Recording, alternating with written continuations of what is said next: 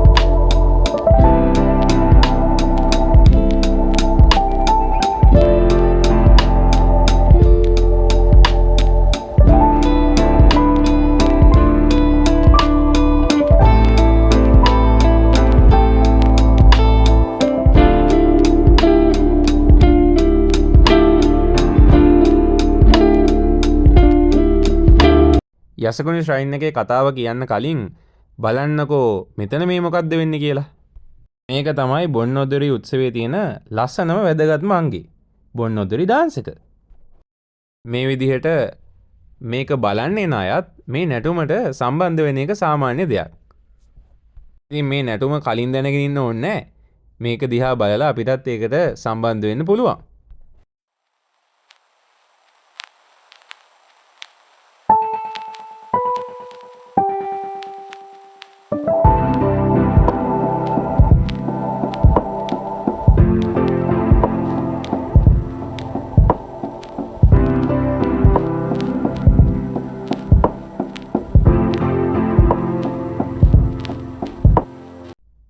එකම වගේ අංගචලන කීපයක් ආපහු එකම විදිහට රිපීට් වෙන එකක් තමයි තියෙන්නේ.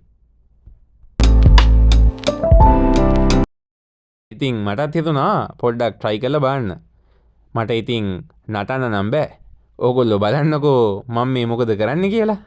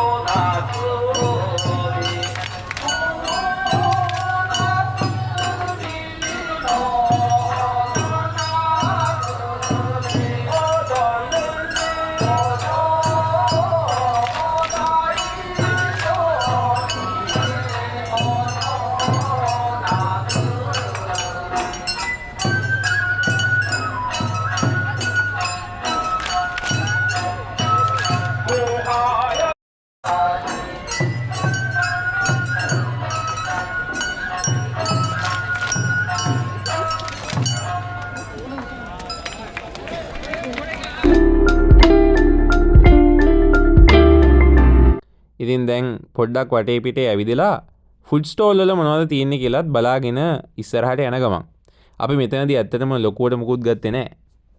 හැබැයි පොඩ්ඩක් රස්නේ ගතිය යන්නත් එක්ක ක්‍රෂ් කරපු අයිස් කැට තිබුණා.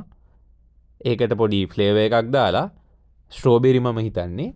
ඉතින් ඒකක් නම් අපි ගත්තා.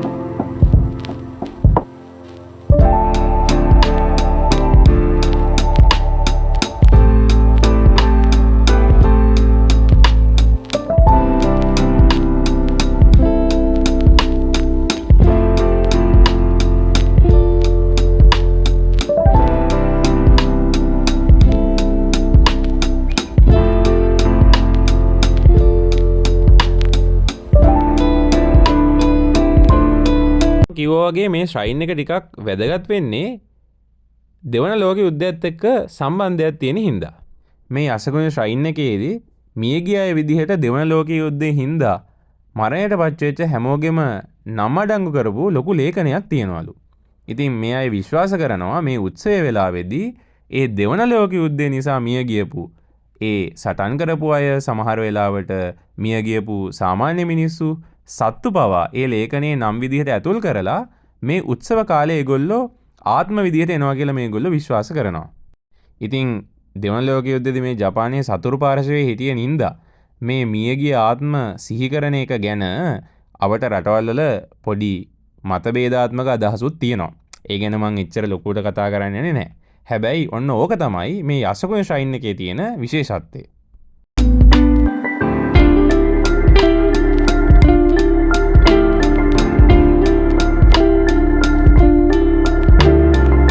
ශ්‍රයින් එක ලං වෙනකොටම බලන්නකෝ ඉස්සරහින් මොනවද තියෙන්නේ කියලා.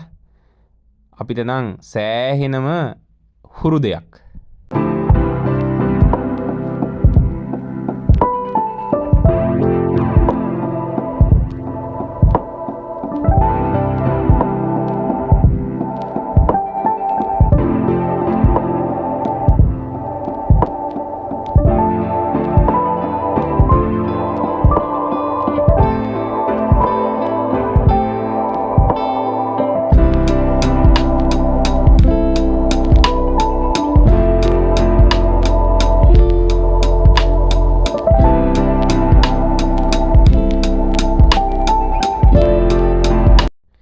වෙසක් කාලෙට අපි හදන වෙසක් කූඩු වගේමයි නේද?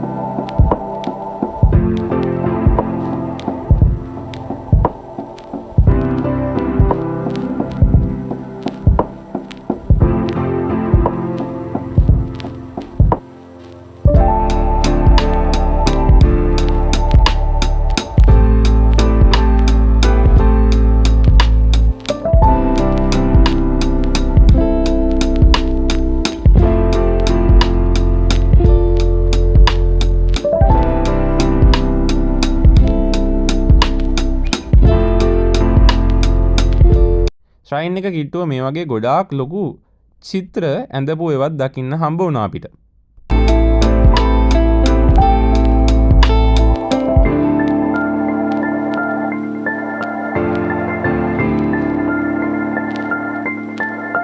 අපිට ලංකාවේ කොඩියක් බලන්න හම්බුණා කියන්නකෝ.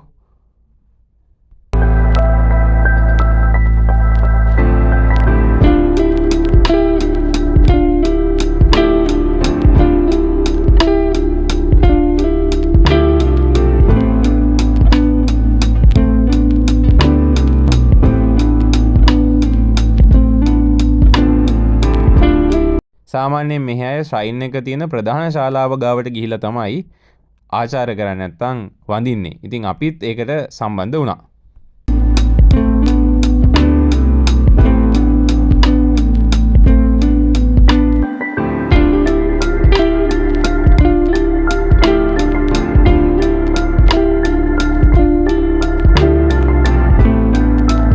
මේ ලංකාවේ වගේම පඬුරු තියෙනවා.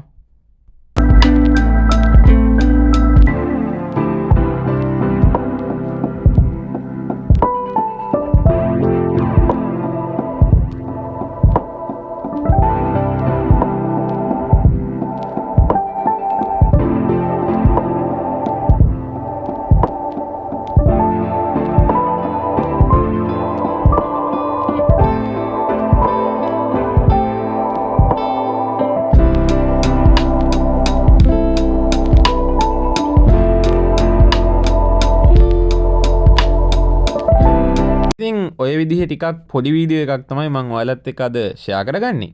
මං හිතනවා ඒ වුණාට ඔයගොල්ලෝ අලුත් දේවල් කිහිපයක්ම දැනගන්න නැති කියලා. ඉස්සරහටත් මේ වගේ ගොඩක් විස්තර මට තියෙනවා ඔයගොල්ලොත් එක්ක ෂෙයා කරගන්න. හිමීට ෂෙයා කරගන්නම්කෝ. එහෙනම් හැමෝම පරිස්සමින් ඉන්න. අදට ගිහින් එන්නම්. බයි.